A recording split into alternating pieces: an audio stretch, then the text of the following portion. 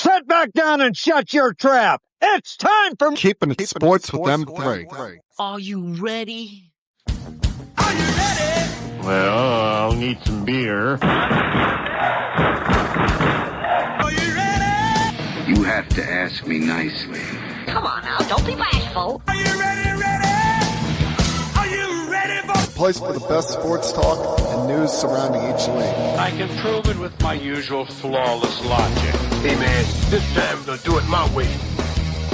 What's your name again? And now, here's your host, M3, Mike Rosansky. Coming to you from Cherry Hill, New Jersey. It's time for Keeping It Sports with M3, powered by the Connecticut School of Broadcasting. Good afternoon, everyone. I am, of course, your host, Mike M3 Rosansky, coming to you here on this Monday, the 18th day of May for 2026. How y'all doing out there? Hope you're all off to a great start in your week, great start in your day, whatever it is you may be doing at this given time. Thank you, as always, for taking some time out of your day, whether it's you're watching the live feed this week on Facebook Live, or you're listening to on all of the many podcast platforms that you can find Keeping It Sports with each and every single week. I have a link to it on my profile page, as well as all of my social media pages, including at Keeping It Sports with M3 on Instagram, at Keeping It Sports on Twitter, my personal Twitter account at M3 Rosansky, as well as my personal Instagram account of Mike_M3_Rosansky, my Linktree page, where you can find all of the many links, podcast links through Spotify, Apple Podcast, Amazon Music Play. I believe we're also on iHeart Radio Podcasts, all of the many different podcast platforms where you can find Keeping It Sports with M3 each and every given week. And I thank you for any and all continued support for this podcast. Normally, we would be doing this on YouTube Live, but due to some technical issues, we're going to have to just settle for Facebook Live this week and hopefully get those figured out either by next week or the week after. But that kind of calmed down my frustration coming into today, because quite annoyed coming out of this weekend. On a personal level, it was a pretty good weekend for yours truly. Got to hang out with some friends on Saturday night, got to celebrate two friends of mine who are in the acting community, have another celebratory night, successful night with a film of theirs premiering in Atlantic Highlands. So on a personal level, it was a good weekend. But as we've seen recently, our favorite baseball team, the New York Yankees, going through a little bit of a slide right now. Yeah, a little bit of a slump. And maybe that was to be expected. You couldn't be as hot as they were forever. That's a pace of baseball that wins you 145 to 150 games over a 162 game schedule. No one was going to continuously go on a 15-2 stretch over 17 games, and it was unfair to expect that. But I guess the frustration with all of this comes in the fact that even with that hot stretch, while the Yankees have significant leads on the Orioles, Blue Jays, and Red Sox, as none of those teams have exactly fired to start this season, for the last month, the Tampa Bay Rays, somehow, some way, continue to be one of the hottest teams in all of Major League Baseball. They've won 20 out of 26 games, starting with a series against the Yankees in early April. And the Yankees were not able to distance themselves and sit here in second place in the American League East. You add on top of that this road trip, this 9-game road trip where they've gone 2-7, including a sweep in Milwaukee, losing 2 out of 3 to the Baltimore Orioles, and losing this weekend's Subway Series against the Mets.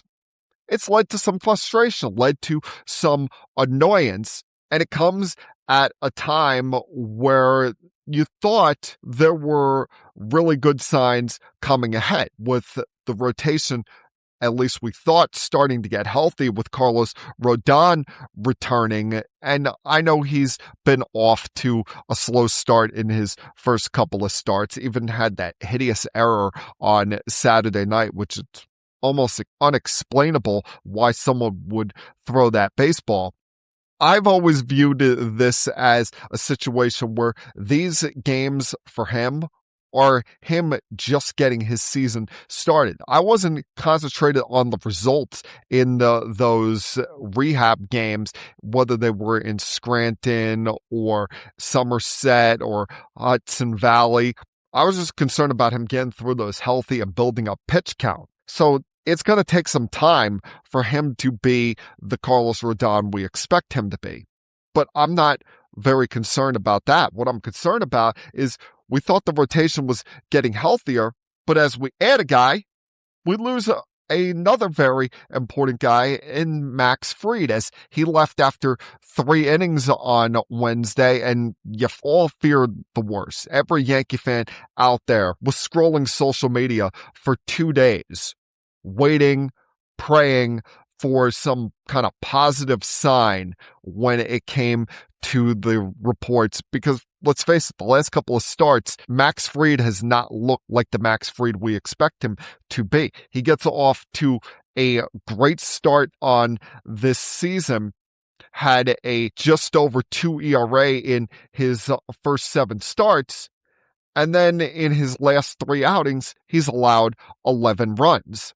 And yet you kept dreaming about the possibility of a rotation with Fried, Schlittler, who looks unstoppable right now, Cole and Rodon, with either Warren or Weathers in that 5th spot, allowing you to take the other guy and put them in the bullpen. And now that's not an option. It's all hands on deck when it comes to their rotation. When you look at Fried being out, there's no Luis Heel, and he wasn't even pitching well when he was here. And now you're on what's essentially, or was essentially, your 6th starter in Elmer Rodriguez, who hasn't given you any distance in any of his 3 starts so far. And all of this is now highlighting some of the problems that we have with this Yankee team. Now being without Max Fried, you look at the other issues with this team as they go through this 2-7 stretch. We've brought it up before. The bottom of this lineup is hideous. And over the weekend, they went a combined 7 for 38.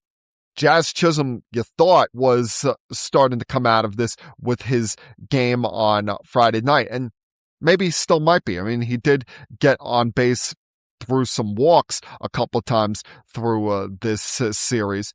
But he was a big part of what was an ugly Saturday night when the Yankees went 3 for 15 with runners in scoring position, left a small country on base, leaving 11 runners on base, including that hideous 7th inning where they got the bases loaded, nobody out, and can't even get 1 run across. You're watching him and Trent Grisham swing for the fences, trying to be heroes, hit grand slams. And then when you saw Anthony Volpe come to the plate, you knew that he wasn't going to get the job done either. You knew that it was a fait accompli and that Luke Weaver was going to wiggle his way out of the jam that Brooks Raley had created there. That was just an all-out frustrating moment, but highlighted the problems with the bottom of this order, with Jazz not producing. And even beyond his ridiculous claims from spring training, we knew in all likelihood he was not going to have a 50-50 kind of season. He's never been that kind of player. but you expected him to be a guy that would at least continue to lengthen out this lineup. But with the injuries with Stanton and now Caballero on the IL, you hope that he's back some point this weekend. It highlights the problems in the bottom of that order, with Jazz not getting off to a great start, Ryan McMahon being a complete nothing, Austin Wells being a complete nothing. And the problem is there, it's not even like you have options that you can turn to at either one of those spots. You're not going to George Lombard Jr. at third base. That would be rushing him up to the big leagues. Jazz is not a third baseman, so even if you wanted to move him over there and put Caballero at second when he comes back, then that still highlights the weakness that you have at shortstop with Anthony Volpe, who, yeah, he got a couple of hits yesterday, but does not bring any confidence to this team whatsoever, is a complete negative vibe, and you could hear a loud groan across the tri-state area when he was recalled last week. You get nothing out of the catcher's position with Wells, and even if you bench him, you're going to go to JC Escar, another left-handed hitter who can't hit his way out of a brown paper bag. Not having Stanton here and not having Caballero, who's starting to hit, makes this essentially a three-man lineup. You're not going to have Rice, Judge, and Bellinger firing on all cylinders every single night. They're human beings. There's going to be nights where they have an 0 for 4 with 2 strikeouts, and you got to rely on someone else to step up, carry the baton, and have that moment. Not saying that these guys all got to hit 500, but at least somewhat of respectability. And the lack of run scoring is putting some angst on this pitching staff when you consider Rodon's not gone deep in his first couple of starts. Rodriguez is not going deep in these starts. So that puts more pressure on the trio of Schlittler, Warren, and Weathers, and more pressure on a bullpen, which you knew it was a matter of time before the issues with them started to become glaring. And we've said it from the beginning. That bullpen has no swing and miss in it. You have a bunch of guys that are pitch to contact guys in the case of a guy like Tim Hill. And sometimes those contacts are not going to be hit right to the infielders or right to any fielder whatsoever. You have a guy like Cruz who he's got nasty stuff, but half the time doesn't know where it's going. Duvall is untrustable. Jake Bird, I don't even know why he's on this team. He's got a 5 ERA and seems to give up a run every single time he goes out there. You have a couple of junk ballers in the likes of Brian Yarborough and Paul Blackburn, who Blackburn was trash last year. Now they keep trying to force feed him into important spots and he can't get the job done. And then yesterday, the dam finally broke when it came to David Bednar. David Bednar, who for the most part would give you a slight heart attack, give you slight concern, but would get the job done. But yesterday was just an inexcusable outing. You had the Mets dead to rights. You had the opportunity to win the Subway Series. Yeah, it would have been a 3-6 road trip still, but set up some positive vibes going into this 4-game set against the Toronto Blue Jays. And he spits the bit, giving up that 3-run game-tying home run to Taylor with 2 outs, hanging a breaking ball right in the middle of the plate. You watch that inning, the Mets were swinging for the fences. Any pitch that was even remarkably close to the strike zone, he was going to take a hack at. How is the first pitch you throw in that at-bat a just get-me-over curveball when I think most people would agree the curveball is Bednard's worst pitch? For a guy that throws upper 90s, he's going to try to be cute there in that spot. And even despite the awful start the Mets have gotten off to, they've actually started to play some decent baseball as of late. Once it got to extra innings and the Yankees didn't draw a run in the top of the 10th, you knew it was over.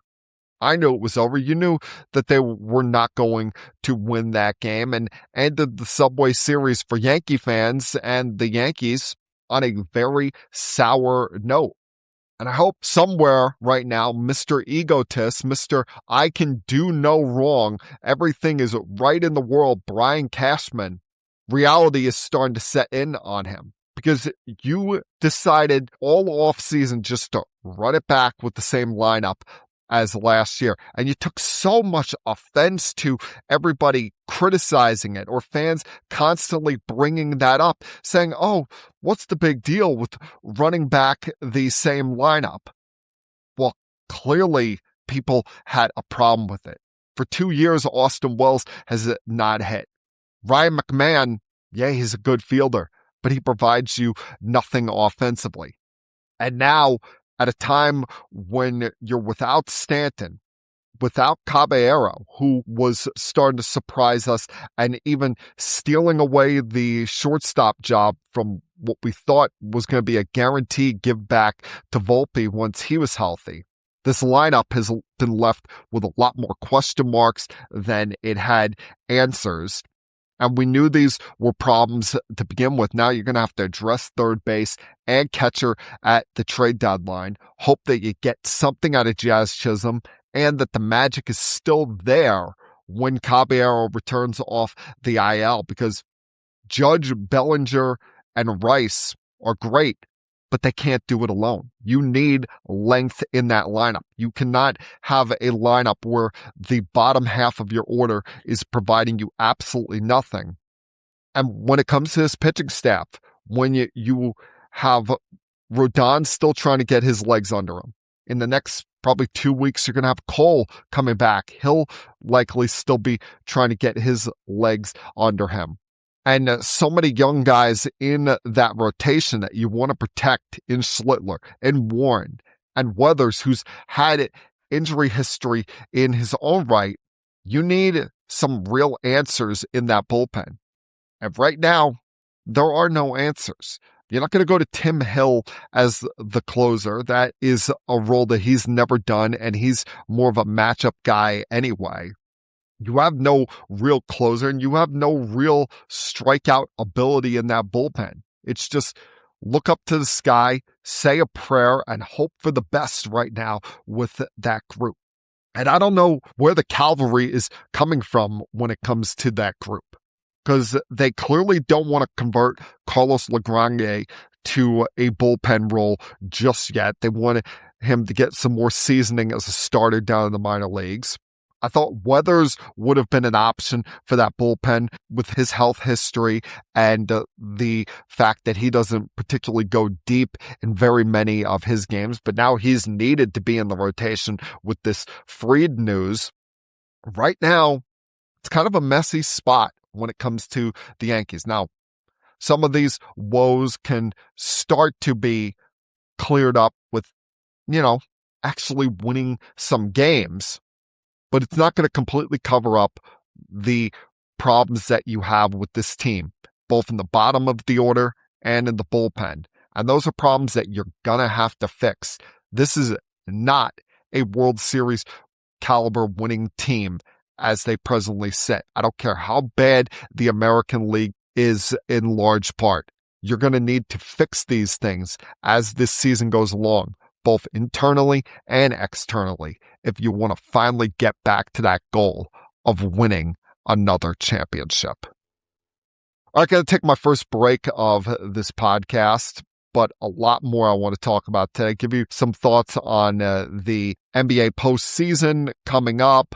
We'll mix in some thoughts on the schedule release, including how it impacts both the New York Jets and Giants, mixing some more thoughts on the New York Mets a little bit later on as well. So a lot I want to get to over the next about 40 minutes or so here. Glad you guys could join me once again this week. And like I tell you each and every single Monday at this time, please sit back, relax, hell, put your feet up, and continue keeping it sports with M3. I'll be back.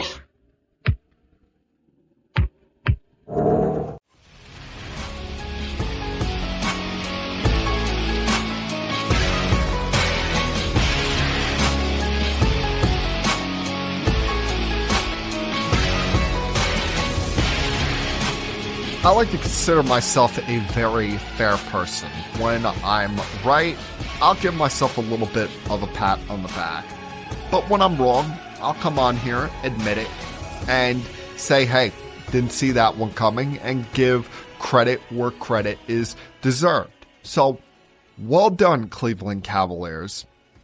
About a week ago, I sat here and challenged you guys, saying that you were doing nothing but relying on home court and couldn't win anything on the road. Wanted to see you actually step up and show a little bit of guts, show a little something facing some difficult times. And you did exactly that, going from trailing your second round series against the Pistons 2-0 to coming back and winning 4 of the last 5 games in this series, including twice in Detroit. So well done there. You figured they were going to win game 4 and tie things up. They had been such a good home team throughout this postseason. But then to win 2 of the last 3 games on the road, including game 5, where you're trailing for the most part in this game. You're down by 15 at halftime. Hell, down by 9 points with 2 minutes to go. Most people, including yours truly, considered that game a wrap. But then the Pistons just completely threw this game away, due in large part to some heroics by James Harden and by Donovan Mitchell. And then you get some clutch free throws by Mobley down the stretch. They go on this 13-0 run late in the fourth, going into overtime that was capped off by that big 3 midway through OT by Mitchell. Yeah, they had a dull performance in Game 6 back at home, which was surprising there because the Pistons looked shell-shocked after Game 5, having that late lead blown on their home court, seeming all grumpy, whiny, complaining after the call was not made against Jared Allen for tripping Azir Thompson late in regulation. But you guys choked away that game. So you had really nothing to complain about. You put yourselves in a position there with your backs up against the wall. And yes, you came back, answered the call in Game 6, won a big game in Cleveland to force a Game 7. But as we've weirdly seen in a lot of closeout games throughout the postseason, see, we keep waiting for these NBA classics as far as closeout games, these games that we're going to talk about for generations to come. But more times than not so far this postseason, you've watched the winning team absolutely dog walk their opposition en route to clinching the series.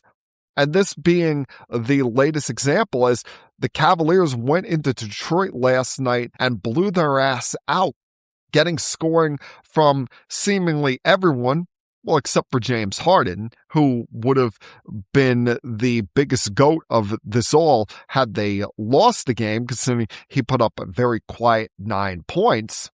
But it wasn't just Donovan Mitchell. Yeah, he was the closer of this game, scored 15 of his 26 in the third quarter, but you got contributions from everyone. Jared Allen, Sam Merrill, Evan Mobley.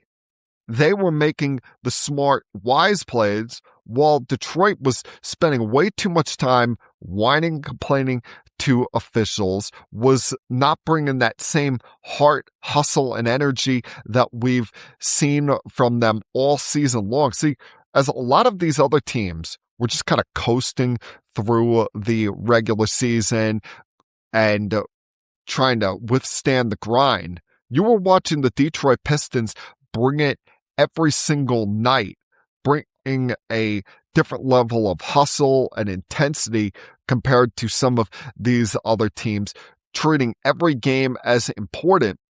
They wanted that top spot.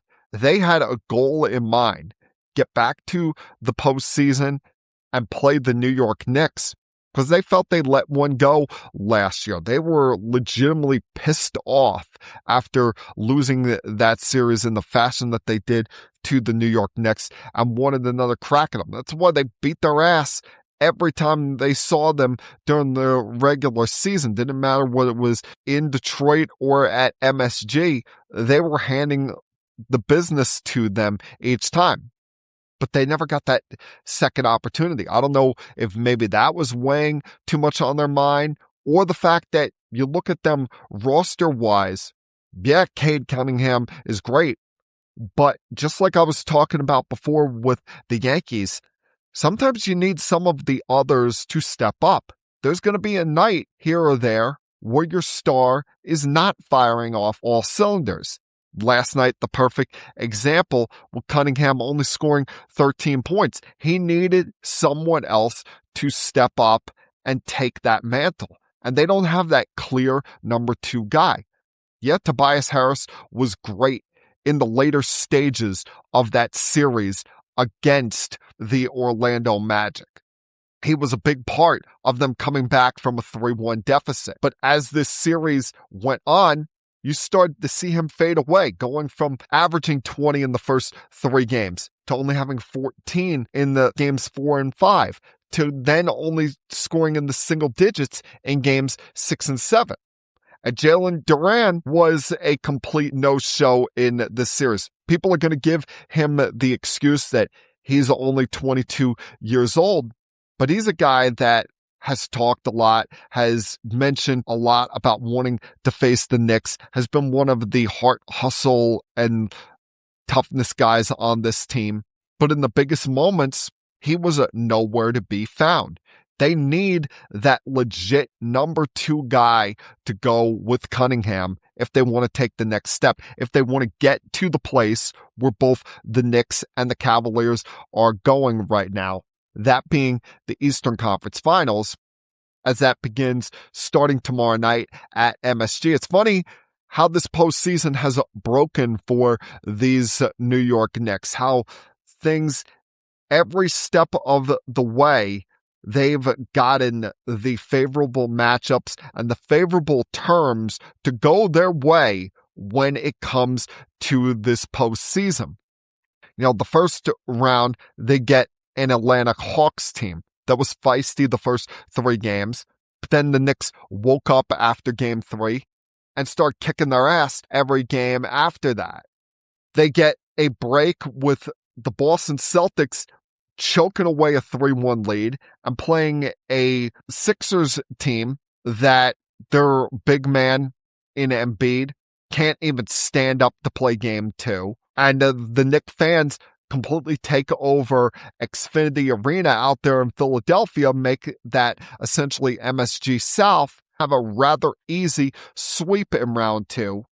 Now you get the Pistons and Cavaliers playing an exhausting 7-game series where there's no respite here for the Cleveland Cavaliers. Whereas the Knicks have been sitting around, getting their workouts in, getting a few practices and shoot-arounds, but largely resting up over the last 9 days. The Cavaliers get 1 day off, had to get on a plane and fly to New York City from Detroit after last night's game. No respite here for them. They're going to be playing every other day from here on out. And at some point, that's going to wear on them, because James Harden has played a lot of basketball in recent years. He's got the most wins in NBA history for a guy that's never won a NBA championship, or should we say the most playoff wins for a guy that's never won an NBA championship. Donovan Mitchell has played a lot of NBA basketball in recent years, going deep in the postseason, whether it be in his time with the Jazz or now with the Cleveland Cavaliers. Their big men, they're not going to be able to play 2 big lineup with Mobley and Allen against this Knicks team, because the Knicks have figured out a way to center this offense around Karl Anthony Towns, essentially having him play a point forward position or a point guard at center position, whatever term you want to refer to it as, they have taken this offense and they have been waxing teams these last 7 games. Now you worry about it being a little bit rusty for them, but they've been allowed to rest up and recuperate here. They've been allowed to get a very important piece of their team in OG Anunoby enough time to recuperate from that hamstring strain where he's going to be good to go for game 1 tomorrow night. And it's allowed certain other guys on that team that maybe weren't getting as much playing time to get going. Whether it be a Landry Shamet, whether it be a Deuce McBride. Hell, somewhere along the way, Mikal Bridges realized that he is allowed to score baskets and doesn't have to just be a standby guy on this team. This Knicks team, yeah, they've had some time off here, but they're going to be at some point during this game tomorrow night firing and ready to go. It might be a little bit slow early, but I fully expect this Knicks team to advance past the Cavaliers. I'll be fair and say 6 games and get back to the NBA Finals for the first time in 27 years, where we'll see what happens when it comes to the West. A series that I think a lot of us expected all year long to take place between the Spurs and the Thunder. The Spurs have largely had the Thunder's number, winning 4 out of the 5 matchups. Now, the Thunder have dealt with some injuries during the season as well as during this postseason, and we'll see what the update is on when they're going to get Jalen Williams back throughout this series, because they do expect him to play. It may not be game 1, but at some point he's going to be back from these hamstring issues. But you have to look at this series in a larger picture here. The Thunder are trying to do something that hasn't been done in about 7-8 years at least, since that Golden State Warriors team with Kevin Durant and Steph Curry and Draymond Green and Klay Thompson and that crew, with how dominant that team was. That was the last repeat team in the NBA. The Thunder would like to get to that point, would like to be that team that's the first repeat winner since, 2018, 2019, something along that range. I'm losing track of these years as they go along here, folks.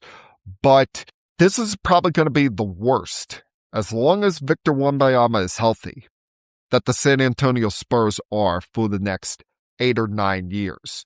They're on a trajectory on their way up with this group. It's not just Wembanyama. You have a leader here in De'Aaron Fox, who's not even 30 years old in his own right. You've got a bunch of young cats on this team led by Stephon Castle, who are ready to shine, ready to have their moment. You got a young scorer coming off the bench in Dylan Harper, who has had his moments, including in the closeout game 6 the other night against the Timberwolves.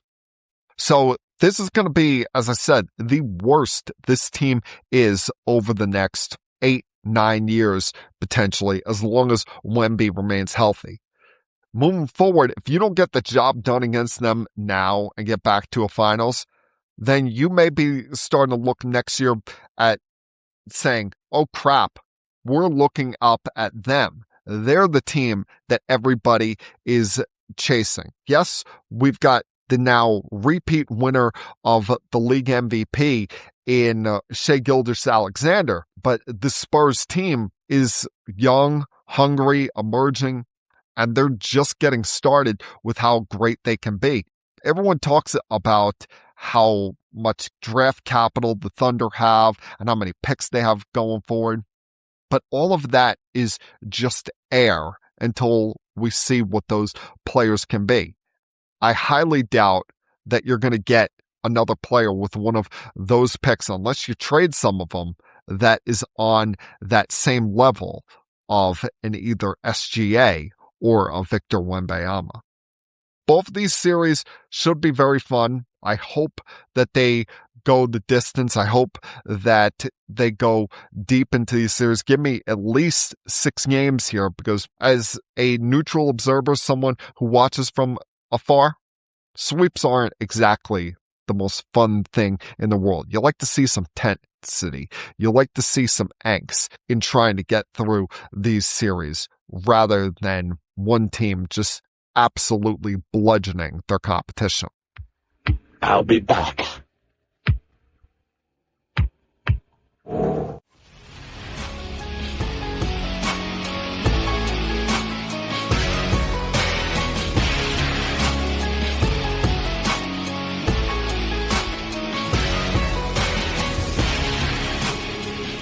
Well, what do you know? It was only a matter of time. You knew this was going to happen eventually. But Aaron Rodgers is back with the Pittsburgh Steelers. I figured that this was going to take place a little bit later in the offseason, that he was going to be a pain in the ass for a little bit longer and try to avoid some of the OTAs and the voluntary workouts that were done during the offseason. But I always knew that he was going to be a Pittsburgh Steeler. And he probably would have announced his retirement already, or would have disappeared to infinity, whether it be on another ayahuasca trip or jumping on one of these missions to Mars somewhere, something stupid and foolish like that, where we'd never heard from him again. But since that didn't happen, the end result was always going to be him being a Pittsburgh Steeler. The Minnesota Vikings had already made their decision when it came to a quarterback, with signing Kyler Murray to compete there with J.J. McCarthy. He wasn't going to go to the Arizona Cardinals. There was really no other option that stuck out there as far as him looking at it as a reasonable place to go to, other than the Pittsburgh Steelers. And yeah, they had added to their quarterback room through the draft with selecting Drew Aller in the 3rd round, but he's more of a development project. He's more of a guy that he needs time to work on some things, rather than someone that you could potentially stick out there in week 4 and think that you have your long-term succession plan at quarterback. But at the same time, you look at this Steeler team, you kind of just shrug your shoulders at them. And any Steeler fan, if you're being honest about it, you're doing the exact same thing. This team, on paper, they could be decent. Right now, Vegas has their over-under number at 8.5, considering they've not had a losing season since the Bill Cowher era. But ask yourself right now, is this really a team that you think can make any noise in the postseason? I mean, come on. You saw the performance that Rodgers had when he gave you no chance to compete against the Texans in the wild card round. They barely, and I mean barely, got by the Baltimore Ravens in Week 18. It took a missed field goal for them to survive and hold on to win the division. Otherwise, they would have been sitting home watching the postseason just like you and I.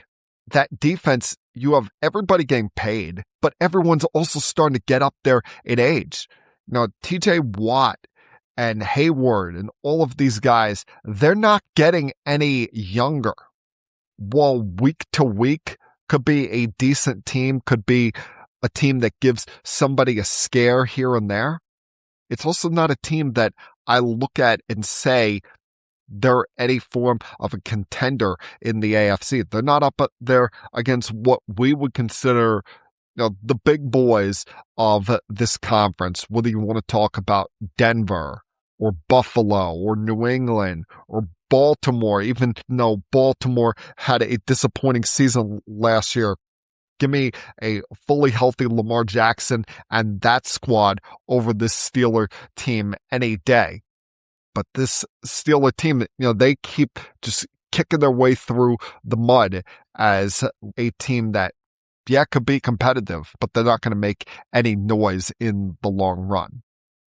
Now, a team that's looking to make some noise, make some hate this year is the New York Giants. And there's a lot of good vibes going around the New York Giants right now.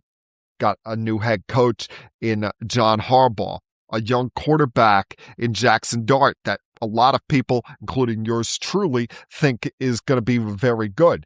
They've knocked some of the cancers out of that locker room, including that big whiny baby Dexter Lawrence, and they changed up some things on this offense. Yeah, you lost Wan'Dale Robinson to the Tennessee Titans, but you've added to that receiver room with the likes of Darnell Mooney, Calvin Austin, drafted Malachi Fields in the 3rd round to go along with Malik Nabers.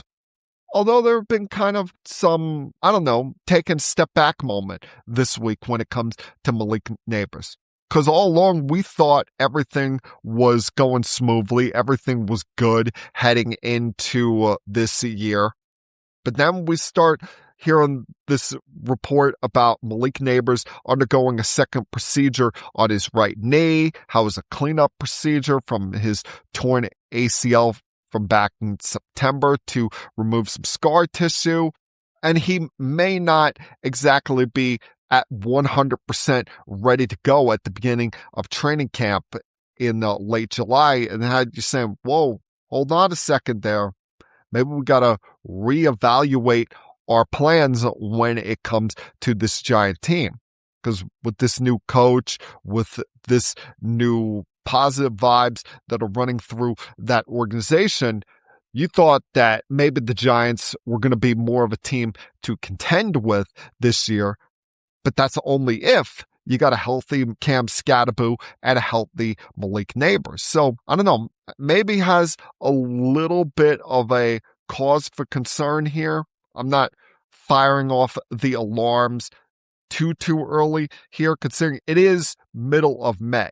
That's why I get so annoyed with the league and all of these broadcast partners of theirs when this time of year they go over the top with how much of a big deal they make over the NFL schedule release. The fact that you have these 3-hour specials on both ESPN and the NFL Network with these games being broken down to a fine powder. I'm like, people, we found out everybody's week 1 game even before the specials began. I mean, all of their partners, CBS, NBC, Fox, Amazon Prime, ESPN, they were allowed to reveal their week 1, or in the case of Amazon Prime, week 2 matchups for this season.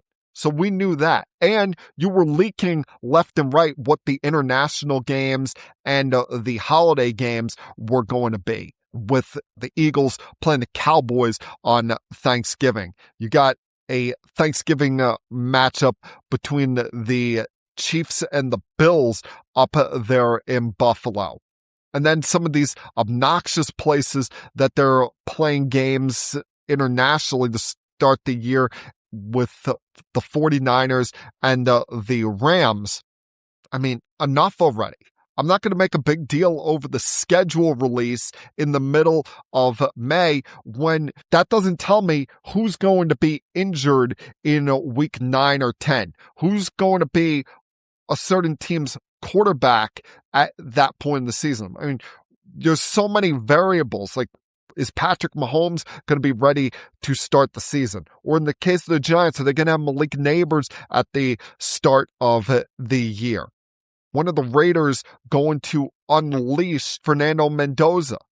So you really can't judge any of these schedules right now. You're just going based on the recent history and what their record was at the end of last season.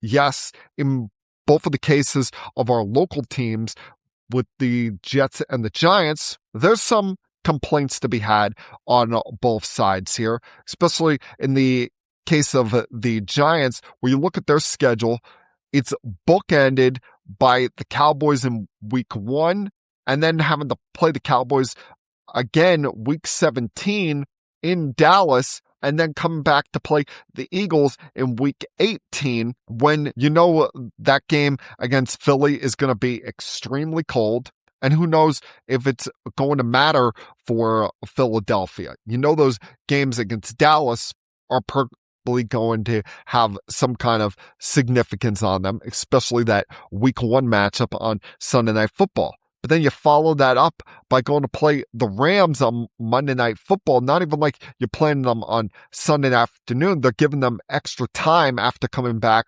from that early trip across seas to play the 49ers. But then your schedule starts to ease up there a little bit, weeks 3 through 6. The Titans may be better with Robert Saleh and Brian Daboll running things there, but you get to play them at home. You got the Cardinals with who knows who at quarterback to start October. The Commanders coming off of a disappointing season. And then you got the Saints at home. So there's a chance in that first 6 weeks there to get off to a decent start, especially as long as you come out of that first 2 weeks against the Cowboys and the Rams. The Giants could get off to a 4-2, dare I say 5-1 kind of start. But to me, no worse than 3-3 if you want to have any form of a real good season, playoff season, as some people are expecting when it comes to G-Men, because you get through that stretch okay. You've got the bye, and while it gets a little dicey having to play the Eagles to start November, there are some winnable games there between November and the early part of December before Christmas. Now, with the Jets schedule, I think the league has totally fucked them. Well, I'm okay with the fact that they're not playing any primetime games. They're one of the only teams that's not getting a Thursday night game. All of their games, except for 2, are currently scheduled for 1 p.m. on Sunday afternoon. I'm fine. Go under the radar. You were one of the worst teams in the league last year. You only won 3 games. No problem with that. But if they don't win week 1 in the Robert Saleh Revenge Bowl, there's a real chance we're looking at an extremely awful season here for the New York Jets, where it gets ugly really, really fast. I mean, you look at, I broke it down, there's 3 chunks of stretches here in their schedule. You got weeks 2 through 4 where they're playing nothing but the NFC North, and 2 of those games are on the road, going against the Packers, to Detroit to play the Lions, who are looking to have a rebound season, and then the Bears, who had so many miracles last year.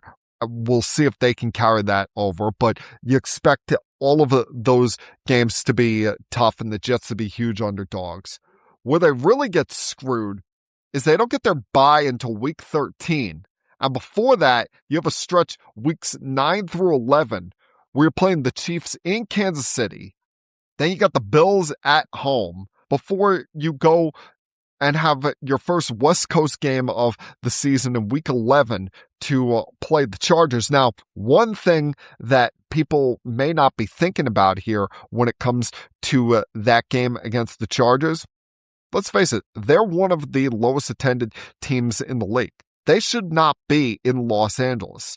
They should still be playing in San Diego. That's where they had an actual fan base. So you could get a lot of Jet fans flying out to the West Coast and taking over SoFi Stadium for that game. We may see Fireman Ed and company try to turn that into a Jets house late in November. But then weeks 16 through 18, you got the Patriots, the Vikings, and finish up at the Bills. No surprise, they always put the Jets-Bills game late in the season in Buffalo. They never give us the Bills in Buffalo early. They always make us play in frigid, awful conditions up there in Buffalo. But one thing that could help them, that Week 17 game, getting the Vikings at MetLife Stadium rather than the comfort of their dome there. And who's to say, as good a coach as I think Kevin O'Connell is, who's to say that quarterback situation is going to be exactly locked down throughout this season. So while those are three really difficult stretches of the year, the Jets need to win week one. Just get off some positive vibes to start. And there's chunks there where you look at it and they could win games. See, it can't be one of these things this year. If Aaron Glenn wants to keep his job beyond this year, where the Jets are 2-10 and then they win 4 games of their final 5 to get to 6-11. They have to be in a spot where going into the bye, I'm not saying they're in the playoff chase, but you know how CBS, NBC, Fox, all these places will show late in the year the playoff picture, division winners, wildcard teams? Can I be sitting there on their bye in week 13, seeing the Jets at minimum in the hunt? I mean, is that too much to ask for? I don't think it is. I don't think I'm really stretching beyond imagination asking for that from the New York Jets to just be in the hunt. And even if they disappoint in the final couple of games because, Geno starts to fizzle out or they're playing too tough of opposition, at least have me looking forward to December football and not just wondering, who are we using those 3 first-round draft picks on? I'll be back.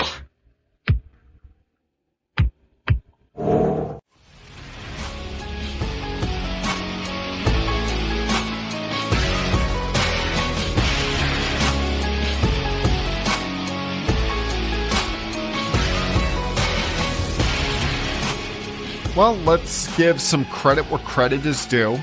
I'm not going to run from it. I'm not going to act like a big whiny baby about it. The New York Mets won round 1 of the Subway Series for 2026 as they took 2 out of 3 from the New York Yankees over the weekend. They've actually started to play some decent baseball here in the start of May. They're 10-5 this month. They've won 5 of their last 6 games. And, when a team is going through a bad stretch, there's multiple ways that you can try to, I don't know if you want to say cover things up, but try to change the mood or the vibe of what's going on with the team. In some cases, like what you've seen with the Red Sox and the Phillies, they fired their manager. And while it's worked for the Phillies, not necessarily for the Boston Red Sox, the Mets decided not to go that route. And they went with another route, and that is bringing up one of their top prospects, that being outfielder A.J. Ewing.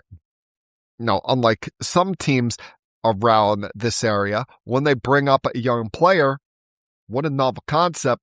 They're playing them every day. They're not playing any reindeer games, any nonsense, saying, he'll fit into some kind of positional rotation here, something like that, or he'll be our 4th outfielder, like what the Yankees were doing with Jason Dominguez last year. No, they're actually playing this kid every day, and he's added new dynamic to this team with his ability to steal bases, showed some pop in the minor leagues, and at a time where it's unknown whether we see Luis Roberts Jr. again this season.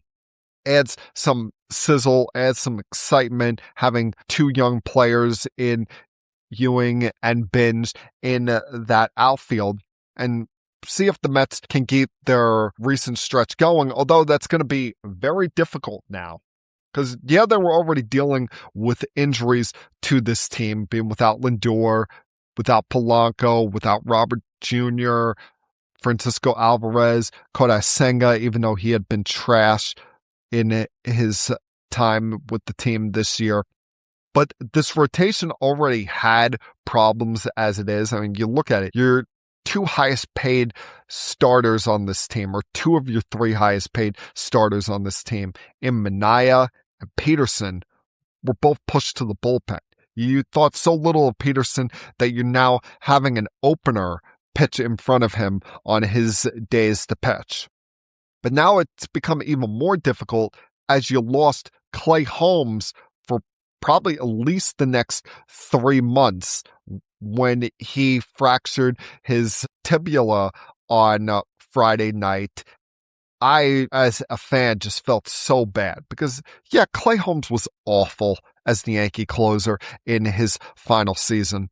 But he was always such a stand-up guy when it came to how he handled things with fans, how he handled the media. That year, he blew 13 saves, yet he was right in front of his locker after every game, ready and willing to answer every question, wasn't running from the media like you see some clowns in this area do, Jazz Chisholm.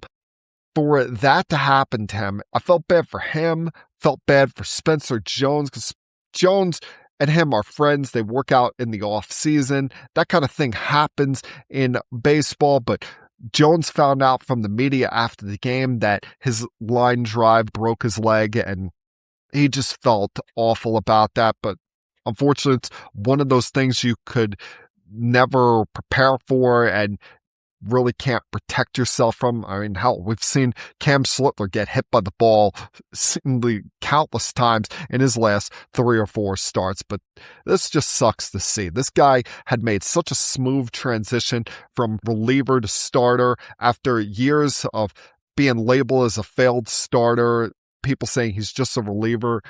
He went back to being a starting pitcher these last 2 years and even became one of the Mets' best pitchers this year, was a bright spot on this team, and just feel bad for the guy. Hope that he comes back at some point later this season, but who knows what kind of shape the Mets are going to be at that time, because we probably won't see him until at minimum middle of August. Now, while the NBA playoffs are still going on, there is some, should we say, hot stove stuff to talk about when it comes to the league. It's no surprise to myself or anyone else that the Philadelphia 76ers decided to move on from president of basketball operations Daryl Moorey last week. Yeah, they had some success in his time there. They made the playoffs 5 out of 6 years. But we kept hearing for years prior to him about the process. And the process was clearly broken there in the city of brotherly love. Now, if you want to give him credit for anything, he was able to get out of the hideous Ben Simmons contract. He was able to find someone, that being the Brooklyn Nets, foolish enough to take on that contract and add a player that was afraid of shooting the basketball. But then you had controversy swarm there with how ugly the James Harden departure was. He goes from that to giving big contracts to Paul George, who has probably seen his better days pass him by, gives him 4 years for over $200 million. And then at a time when he didn't have to do it, gives a 3-year contract extension to Joel Embiid, a deal that doesn't even start until next season, worth $192 million. And Joel Embiid only played 38 games this season. Hell, that trio that you've put together between the regular season and the postseason has only played 43 games in the last 2 seasons together between George, Embiid, and Tyrese Maxey. You owe that trio $153 million next season. You still can't get to the conference finals with that group. There's no wiggle room on this team. You're not going to find someone that's as delusional as the Nets were to acquire the Joel Embiid contract, because he's never healthy and he's never won a damn thing in this league. I mean, come on, we're going to brag about him getting to the second round of the postseason? Give me a break. He's the reason why the 65-game minimum for end-of-season awards was put into place. Him and Kawhi Leonard with all this maintenance day nonsense. And Nick Nurse, when you consider all of the nonsense that goes on there, these failed moves by Daryl Moorey, the George and Embiid contracts, being able to, with all that chaos, develop Maxey and develop VJ Udgecombe into being now the stars that can carry you forward. He's done a good job there. He deserved to remain in his position and now has got to see them through some very, very ugly times. But I don't think that's going to be as ugly as what you're going to be seeing Taylor Jenkins deal with in Milwaukee, because let's face it, we knew it was only a matter of time before the Giannis Antetokounmpo saga comes to an end.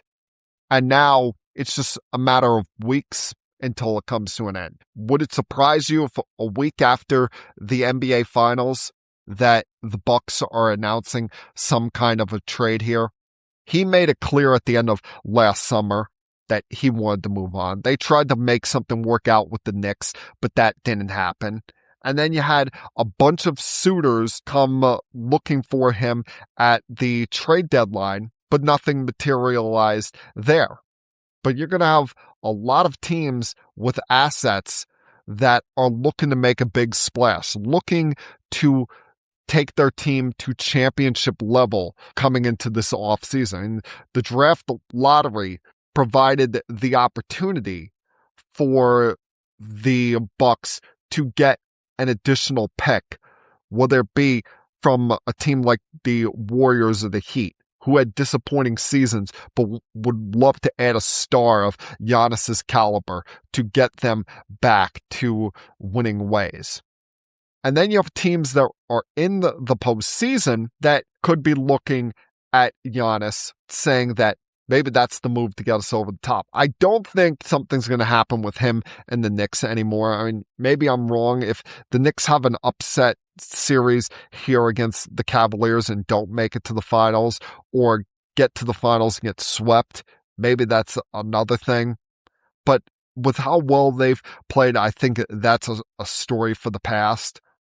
Teams that were in the postseason, you could be more likely seeing chase after them, or maybe the Minnesota Timberwolves. Although, who knows what kind of assets they have, considering they traded 4 first-round picks to go get Rudy Gobert. They do have to do something there as far as changing up that group, because Julius Randle has been acting like a big baby ever since the trade deadline and him not getting traded.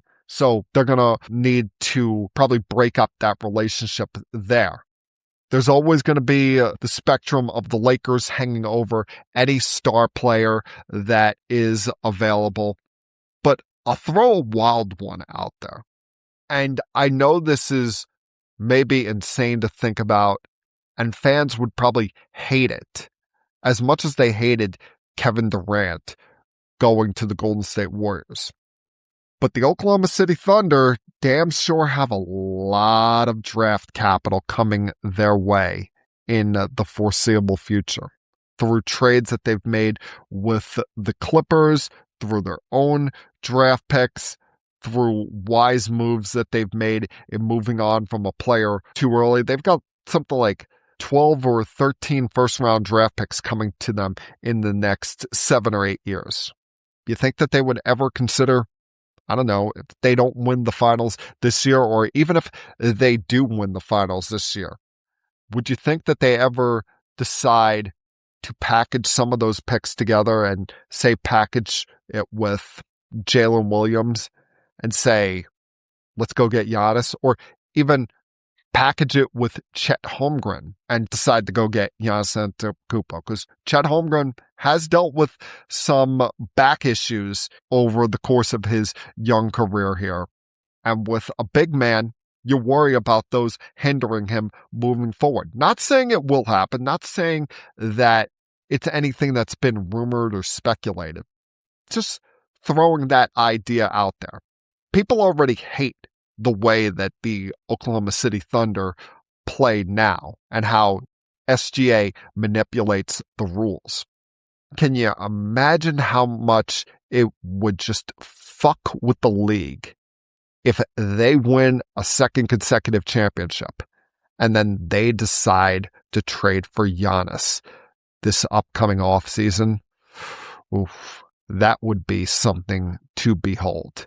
But we'll see how this plays out. The Bucks say they want to get something done before the NBA draft at the end of June. And by that point, we'll see Giannis have a new home where that team will be very happy that they have the Greek Freak there to help them become a championship contender.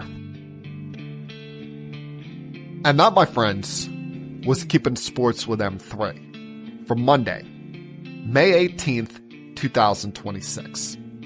Everyone, please have a great night.